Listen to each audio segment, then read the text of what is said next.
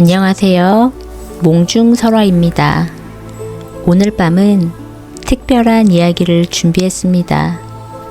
조선시대 달빛 아래에서 붉은 실로 인연을 맺어주던 월화노인.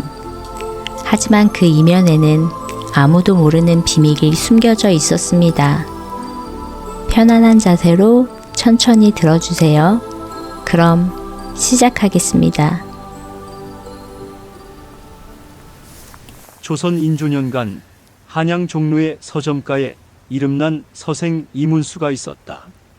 25의 나이에 과거에 급제하지 못한 채 서점에서 책을 베끼는 일로 생계를 꾸리고 있던 그에게는 남들이 알지 못하는 특별한 능력이 있었다. 바로 사람과 사람을 잇는 운명의 붉은 실을 볼 수 있는 것이었다. 또다시 그 실들이 보이는구나. 문수는 붓을 놓고 한숨을 내쉬었다. 서점 밖으로 지나다니는 사람들 사이로 수많은 붉은 실들이 얽히고 설켜 있는 것이 보였다. 어릴 적부터 보아온 이 광경은 그에게 있어 축복이라기보다는 고통에 가까웠다. 남들이 보지 못하는 것을 본다는 것이 얼마나 외로운 일인지 그는 잘 알고 있었다. 그때 서점 문이 조용히 열리며 한 여인이 들어왔다.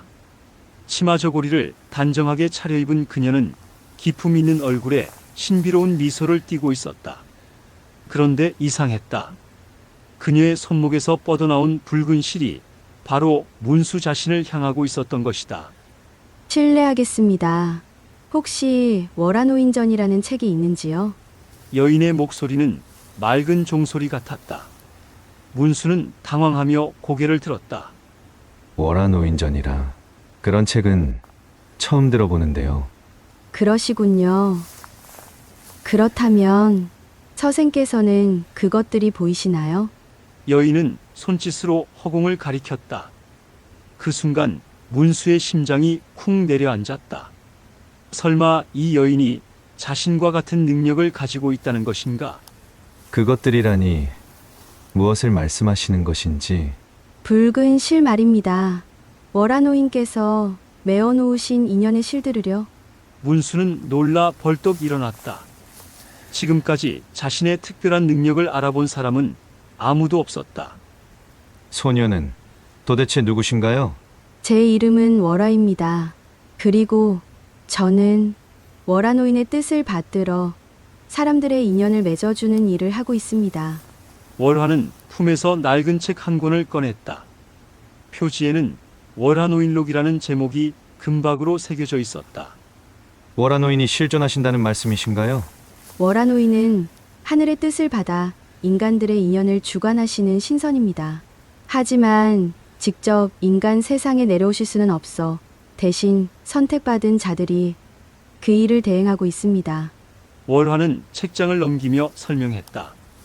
그 안에는 수많은 사람들의 이름과 생년월일, 그리고 복잡한 관상도가 그려져 있었다.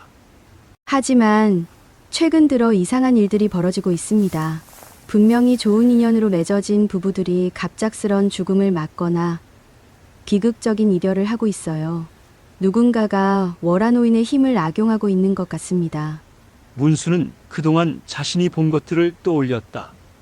가끔 보이던 검붉은 실들, 마치 핏빛 같은 불길한 색깔의 실들을. 혹시 검붉은 실에 대해서도 아시나요? 월화의 얼굴이 순간 굳어졌다. 검붉은 실이라고요. 그런 것도 보이신다고요? 가끔씩 보입니다. 보통의 붉은 실과는 달리 보는 것만으로도 소름이 끼칩니다. 그건 원래 존재해서는 안 될 것입니다. 누군가가 월화노인의 실력을 거스르고 있다는 증거입니다. 제2화 첫 번째 원혼. 며칠 후 월화가 문수를 찾아왔다. 그녀의 얼굴에는 깊은 근심이 서려 있었다. 김소저라는 양반과 규수가 어젯밤 스스로 목을 메어 죽었습니다. 월화는 작은 초상화를 문수 앞에 놓았다. 아름답고 청순해 보이는 여인의 모습이었다. 김소저는 작년 제가 인연을 맺어준 처녀였습니다. 박서방이라는 훌륭한 선비와 혼례를 올렸는데 갑자기 남편과 다투고 친정으로 돌아갔다가 이런 일이 일어났습니다. 혼례를 올린 지 얼마나 되었나요? 채 한 해가 되지 않았습니다. 주변에서는 모두 금슬 좋은 부부라고 했는데 갑자기 무슨 일이 있었는지 서로 원수처럼 지내더라고 합니다. 월화는 또 다른 그림을 보여주었다. 김소조와 함께 그려진 남성의 모습이었다. 이분이 박서방입니다. 아내가 죽은 후 충격을 받아 미쳐버렸습니다. 지금은 친족들이 멀리 시골로 보내 요양을 시키고 있다고 합니다. 직접 만나볼 수는 없을까요? 그래서 당신을 찾은 것입니다. 저는 월화노인의 대리인으로서 인연을 맺어주는 일만 할 수 있습니다. 하지만 이미 어그러진 인연을 조사하는 일은 당신의 특별한 능력이 필요합니다. 문수는 망설였다. 지금까지 자신의 능력은 그저 지켜보는 것뿐이었다. 직접 누군가의 일에 개입한다는 것은 위험한 일이 될 수도 있었다. 혹시 위험하지는 않을까요? 위험할 수도 있습니다. 하지만 더 많은 무고한 사람들이 목숨을 잃을 수도 있습니다. 결국 문수는 월화와 함께 박서방을 찾아가기로 했다. 그는 한양에서 3일 거리의 산골 마을에 있었다. 오랜 여행 끝에 도착한 초가집은 을씨년스러웠다. 대문 앞에 서자마자 문수는 소스라치게 놀랐다. 집 전체가 검붉은 실들로 뒤덮여 있었기 때문이다. 마치 거미줄처럼 집을 감싸고 있었다. 박서방, 저희는 한양에서 온 사람들입니다. 안채에서 나온 박서방은 말라빠진 몰골에 눈동자가 초점을 잃은 채였다. 그런데 그의 몸을 둘러싸고 있는 검붉은 실들 사이로 희미하게 무엇인가가 움직이고 있었다. 아니다. 내가 쥐었다. 내가. 박서방은 중얼거리며 자신의 머리를 쥐어뜯었다. 그 순간 문수의 눈에 충격적인 광경이 펼쳐졌다. 검붉은 실들 사이로 김소저의 홀령이 나타나 박서방을 노려보고 있었던 것이다. 월화소저, 저기 보이시나요? 무엇이 보인다는 것입니까? 김소저의 홀령이 있습니다. 그리고 그녀가 매우 분노하고 있어요. 월화는 놀라며 주변을 둘러보았지만 그녀에게는 아무것도 보이지 않았다. 그때 갑자기 박서방이 비명을 지르며 바닥에 쓰러졌다. 그의 목에는 붉은 손자국이 선명하게 나타났다. 누군가가 나를 죽이려 한다. 문수는 급히 박서방에게 다가가 그를 일으켰다. 그리고 그의 귓가에 속삭였다. 김소저에게 무슨 일이 있었습니까? 왜 갑자기 당신들이 원수가 되었습니까? 박서방의 눈동자가 순간 초점을 찾았다. 그 사람이, 검은 옷을 입은 그 사람이 누구를 말하는 겁니까? 월화노인이라고 하더니 우리에게 독을 먹였다. 서로를 미워하게 만드는 독을. 박서방의 증언은 충격적이었다. 누군가가 월화노인을 사칭하여 부부 사이를 갈라놓았다는 것이었다. 그 사람의 생김새를 기억하십니까? 키가 매우 크고 얼굴이 창백했습니다. 그리고 눈이 붉었습니다. 마치 귀신 같았어요. 월화는 심각한 표정으로 문수를 바라보았다. 이상합니다. 월화노인의 대리인은 저뿐입니다. 다른 사람이 월화노인을 사칭할 수는 없어요. 혹시 예전에 다른 대리인이 있었나요? 있기는 했습니다만 월화는 말을 멈췄다가 어렵게 입을 열었다. 제 스승이셨던 분이 계셨어요. 하지만 그분은 10년 전에 10년 전에 무슨 일이 있었나요? 월화노인의 힘을 사사로이 사용하다가 천벌을 받아 죽었습니다. 아니, 죽었다고 알고 있었습니다. 그때 갑자기 초가집 주변이 어둠에 휩싸였다. 해는 아직 중천에 떠 있었는데도 마치 밤이 된 것처럼 캄캄해졌다. 어디선가 섬뜩한 웃음소리가 들려왔다. 문수가 주변을 둘러보니 검붉은 실들이 더욱 진하게 집을 감싸고 있었다. 잘도 찾아왔구나, 월화야. 음산한 목소리와 함께 집 앞마당에 한 사람이 나타났다. 키가 매우 크고 얼굴이 창백한, 그리고 눈이 붉게 빛나는 남자였다. 박서방이 묘사한 바로 그 사람이었다. 스승님, 정말 살아계셨습니까? 월화의 목소리가 떨렸다. 그 남자는 바로 그녀의 스승이었던 현무였다. 스승이라니, 나는 이미 월하노인에게 버림받은 몸이다.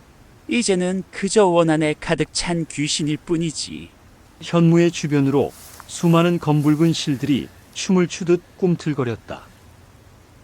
왜 이런 일을 하십니까? 무고한 사람들을 죽이시는 이유가 무엇입니까? 무고한 사람들이라고? 모든 인간들이 나에게는 원수다. 월하노인의 뜻에 따라 평생을 바쳤건만 단 한 번의 실수로 천벌을 받았다. 그렇다면 나도 복수할 권리가 있지 않겠느냐? 현무가 손을 들자 검붉은 실들이 문수와 월화를 향해 날아들었다. 문수는 급히 월화를 끌어당겨 피했지만 실 하나가 그의 팔을 스쳤다. 순간 극심한 고통이 몰려왔다. 아야. 그 실에 닿으면 마음속 가장 깊은 징후가 깨어난다. 곧 너희도 서로를 원수로 여기게 될 것이다.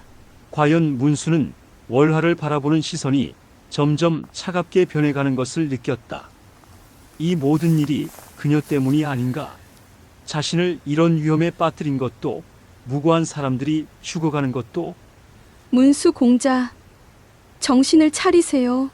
월화의 목소리가 들렸지만 점점 멀어져 가는 것 같았다. 분노가 마음을 지배하기 시작했다. 그만해! 그때 어디선가 우렁찬 목소리가 울려 퍼졌다. 하늘에서 눈부신 빛이 내려와 검붉은 실들을 흩어버렸다. 그리고 그 빛 속에서 한 노인이 모습을 드러냈다.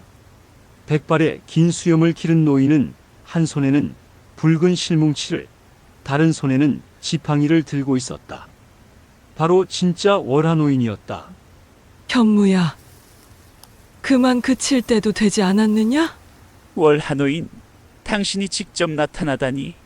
현무의 얼굴에 당황한 기색이 스쳤다. 너는 아직도 모르고 있구나. 내가 받은 천벌의 진짜 이유를 말이다. 월화 노인이 지팡이를 들어 허공을 가리키자 마치 연극 무대처럼 과거의 장면들이 펼쳐졌다. 10년 전 현무가 월화의 스승이던 시절이었다. 그는 뛰어난 능력으로 수많은 인연을 성사시켰다. 하지만 그에게는 비밀이 있었다.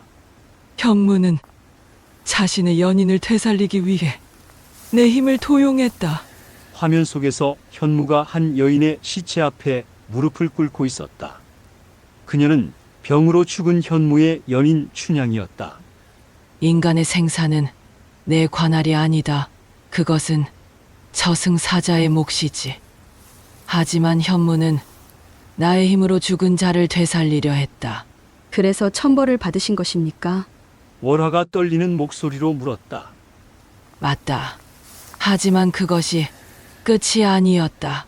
현무는 죽어서도 원한을 버리지 못하고 원기가 되어 나의 힘을 흉내내기 시작했다. 월화 노인의 설명에 따르면 현무는 자신이 받은 고통을 다른 사람들에게도 주고 싶어 했다. 그래서 행복한 부부들을 찾아가 그들 사이에 증오의 씨앗을 심었던 것이다. 하지만 이제 끝이다. 현무야, 월화 노인이 손을 뻗자 현무 주변의 검붉은 실들이 모두 사라졌다.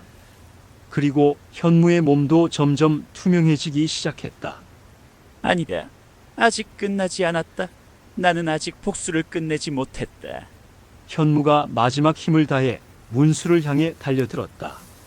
하지만 그때 뜻밖의 일이 일어났다. 문수의 몸에서 눈부신 빛이 나오며 현무를 막아선 것이다. 이것은 월화 노인도 놀란 표정을 지었다. 문수야, 너는 저에게 무슨 일이 일어난 것입니까? 문수 자신도 당황했다. 자신의 몸에서 이런 힘이 나온다는 것을 전혀 예상하지 못했다. 너는 새로운 월화 노인의 후계자다. 월화 노인의 말에 모든 사람들이 놀랐다. 그동안 월화 혼자서는 현무를 막을 수 없었다. 하지만 너의 특별한 능력은 단순히 시를 보는 것이 아니라 시를 조종할 수 있는 힘이었다. 월하노인의 설명은 놀라웠다.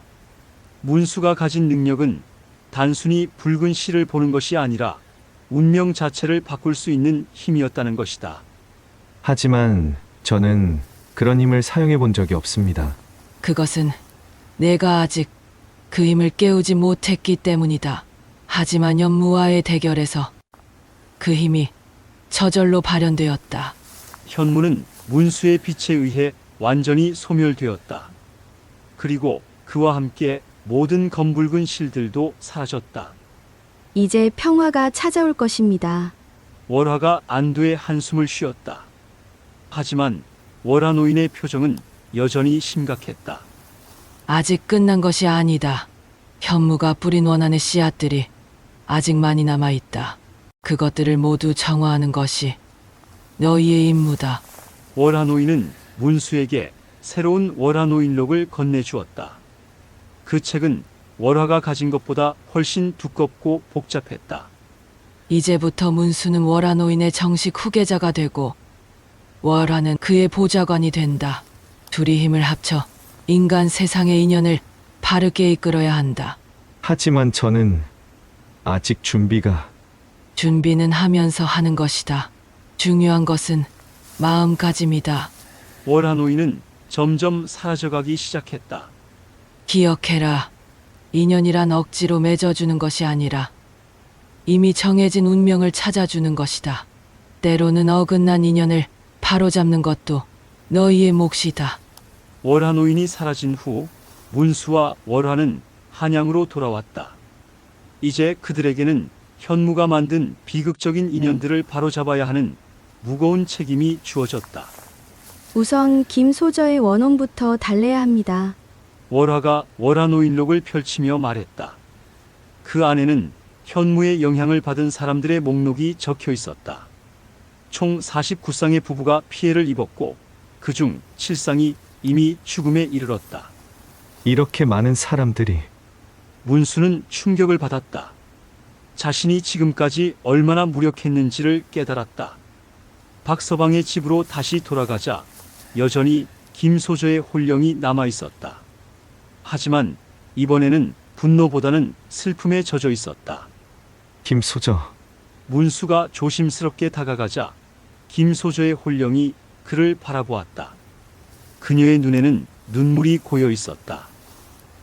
제발 남편을 구해주세요. 저는 그를 사랑합니다.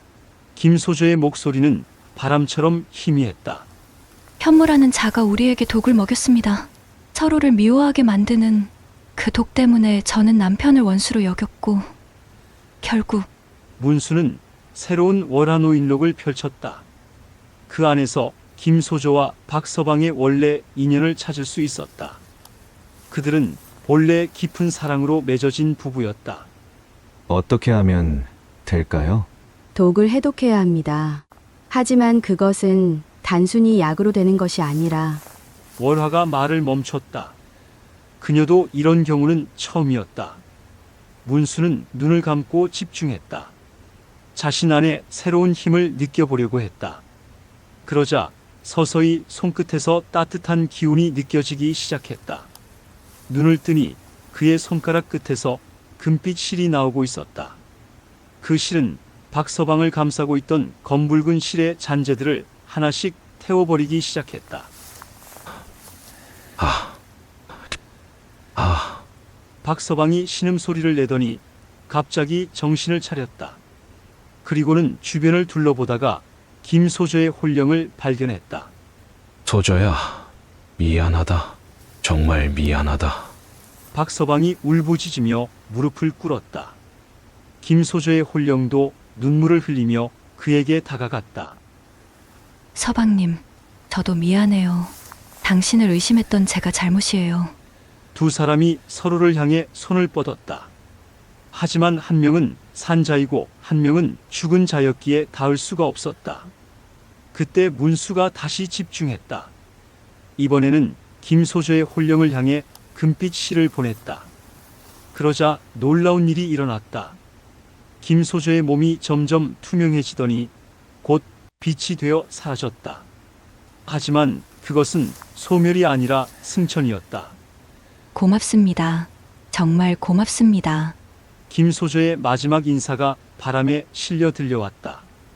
첫 번째 사건을 해결한 후 문수와 월화는 본격적으로 현무의 피해자들을 찾아 나섰다. 하지만 갈수록 이상한 점들을 발견하게 되었다. 이상합니다. 현무가 노린 사람들에게 공통점이 있어요. 월화가 조사 결과를 정리하며 말했다. 어떤 공통점이죠? 모두 평범한 사람들이 아니에요. 특별한 재능이나 능력을 가진 사람들이에요. 목록을 자세히 보니 정말 그랬다.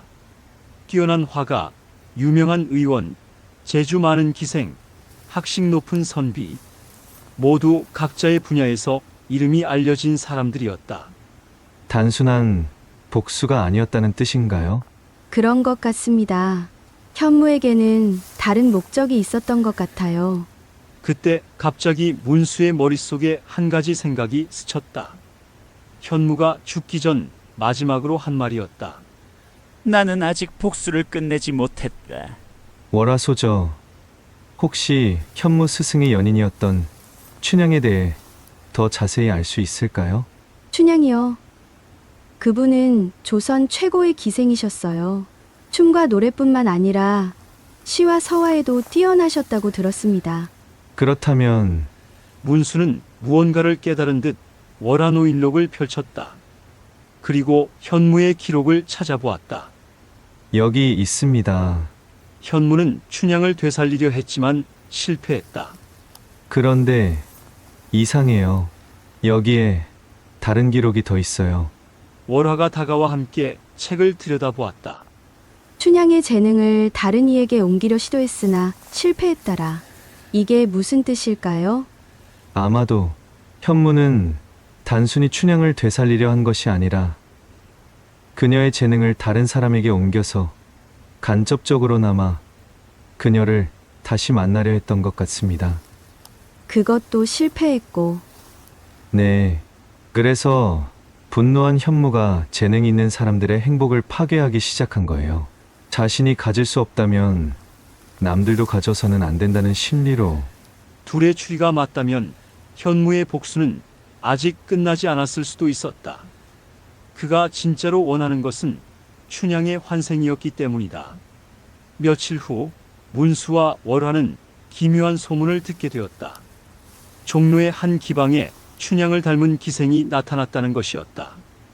설마 둘은 급히 그 기방을 찾아갔다. 향설루라는 이름의 기방은 한양에서도 유명한 곳이었다. 어서 오십시오. 무엇을 도와드릴까요? 기방 주인이 나와 인사했다.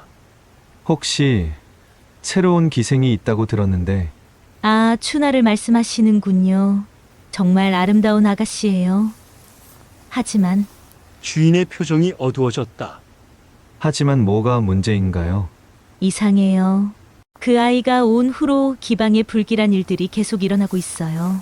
다른 기생들이 갑자기 병에 걸리거나 손님들끼리 싸움이 일어나거나. 문수와 월화는 서로를 바라보았다. 예상한 대로였다. 춘하를 만나볼 수 있을까요? 그러시죠. 하지만 조심하세요. 그 아이 주변에는 뭔가 이상한 기운이 감돌아요.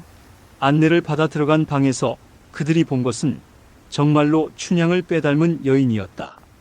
하지만 그녀의 눈동자는 공허했고 주변으로는 검붉은 실들이 어른거리고 있었다.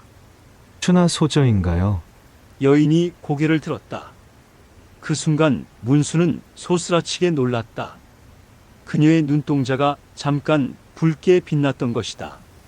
네, 저는 춘하입니다. 누구세요? 목소리도 춘향과 똑같았다. 하지만 뭔가 어색했다. 마치 다른 누군가가 흉내내는 것 같았다. 우리는 당신을 도우러 온 사람들입니다. 월화가 조심스럽게 말했다. 도우러요?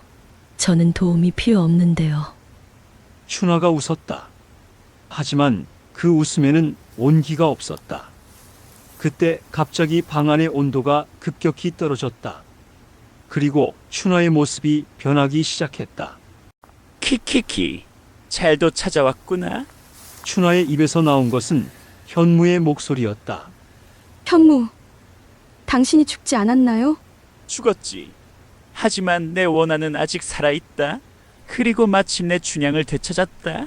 현무는 춘화의 몸을 빌려 일어섰다. 그의 힘이 완전히 사라진 것이 아니었다. 그것은 춘향이 아니에요. 무고한 여인을 괴롭히지 마세요. 무고하다고? 이 몸의 주인은 원래부터 춘향이었다. 다만 잠시 다른 혼이 들어가 있었을 뿐이지. 현무의 설명에 따르면 춘화는 춘향의 환생이었다. 하지만 전생의 기억을 잃고 평범한 농가의 딸로 살고 있었는데 현무가 강제로 전생의 혼을 깨워 춘향으로 되돌린 것이었다. 그런 식으로 억지로 되돌리면 두 혼이 충돌해서 둘 다 죽을 수도 있어요. 상관없다. 춘향과 함께라면 죽어도 좋다. 현무의 광기는 상상을 초월했다. 사랑하는 사람을 되찾기 위해서라면 그 사람조차 파괴할 수 있다는 것이었다. 춘화의 몸 안에서 두 개의 혼이 충돌하고 있었다. 원래의 춘화와 현무에 의해 깨어난 춘향의 혼이었다. 아파. 머리가 아파요. 춘화가 머리를 감싸 쥐며 신음했다. 그럴 때마다 그녀의 모습이 춘화와 춘향 사이를 오갔다. 현무, 이제 그만해. 문수가 손을 뻗어 금빛 실을 날렸다. 하지만 현무는 춘화의 몸을 방패로 삼았다. 이 몸에 상처를 입히면 두 혼 모두 죽는다. 그래도 좋겠느냐? 문수는 어쩔 수 없이 공격을 멈췄다. 그때 갑자기 춘화의 목소리가 바뀌었다. 제발 저를 도와주세요. 이번에는 진짜 춘화의 목소리였다. 춘화 소저, 정신을 차리세요. 저는 그냥 평범하게 살고 싶어요. 왜 제게 이런 일이... 춘화의 눈에서 눈물이 흘러내렸다. 월화가 문수에게 속삭였다. 두 혼을 분리할 수 있는 방법이 있어요. 하지만 매우 위험해요. 실패하면 둘 다 죽을 수도 있어요. 문수는 잠시 망설였다. 하지만 이대로 두면 춘화는 결국 죽고 말 것이었다. 해봅시다. 문수와 월화가 함께 힘을 모았다. 월화는 본래 인연의 붉은 실을, 문수는 정화의 금빛 실을 동시에 춘화를 향해 보냈다. 안 돼! 현무가 저항했지만 두 사람의 합동 공격을 막을 수는 없었다. 금빛 실과 붉은 실이 춘화의 몸을 감싸자 그녀 안에서 두 개의 빛이 분리되기 시작했다. 하나는 청순한 백색 빛이었고 다른 하나는 화려한 붉은 빛이었다. 춘향아, 현무가 붉은 빛을 향해 달려갔다. 하지만 그 빛은 그의 손에 닿기 전에 사라져버렸다. 안 돼. 또 잃을 수는 없다. 현무가 절규했다. 그때 사라졌던 붉은 빛이 다시 나타나더니 서서히 춘향의 모습을 드러냈다. 하지만 그녀의 표정은 슬펐다. 현무야, 이제 그만해. 춘향, 정말 너야? 그래, 나야. 하지만 이제 정말 그만둬야 해. 춘향은 현무에게 다가가며 말했다. 나는 이미 죽었어. 그리고 새로운 삶을 살 기회를 얻었지. 춘하라는 이름으로 말이야. 하지만 사랑한다면 놓아줘야 해. 진정으로 사랑한다면. 춘향의 말에 현무의 몸이 떨렸다. 나는 단지 너를 사랑했을 뿐이야. 현무의 목소리에 처음으로 인간적인 감정이 드러났다. 알고 있어. 하지만 사랑이라는 이름으로 다른 사람들을 괴롭히면 안 돼. 춘향이 현무의 손을 잡았다. 현무의 몸에서 검붉은 기운이 사라지고 평범한 인간의 모습으로 돌아왔다. 나는 어떻게 해야 하지? 용서를 구해. 내가 괴롭힌 모든 사람들에게. 하지만 그들 중 일부는 이미... 그래도 해야 해. 그것이 내가 할 수 있는 마지막 속죄야. 춘향이 현무를 바라보는 눈빛은 따뜻했다. 원망이나 분노가 아닌 진정한 사랑의 눈빛이었다. 그리고 나를 놓아줘. 진정으로. 현무는 오랫동안 춘향을 바라보았다. 그리고 마침내 고개를 끄덕였다. 알겠어. 너를 놓아줄게. 그 말과 함께 현무의 몸이 빛으로 변하기 시작했다. 하지만 이번에는 어둠 속으로 사라지는 것이 아니라 따뜻한 빛 속으로 승천하는 것이었다. 고마워, 현무야. 이제 평안히 쉬어. 춘향도 점점 투명해져 갔다. 춘향아, 현무가 마지막으로 그녀의 이름을 불렀다. 다음 생에서는 평범한 사랑을 하자. 춘향의 마지막 말과 함께 두 사람 모두 빛이 되어 사라졌다. 그 자리에는 춘화만이 남아 있었다. 그녀는 깊은 잠에 빠져 있었지만 얼굴에는 평화로운 미소가 떠올라 있었다. 오늘 이야기는 여기까지입니다. 문수와 월화의 운명은 어떻게 될까요? 붉은 실의 비밀은 무엇일까요? 다음 편에서 계속됩니다. 구독과 좋아요는 다음 이야기를 만드는 큰 힘이 됩니다. 그럼 편안한 밤 되세요.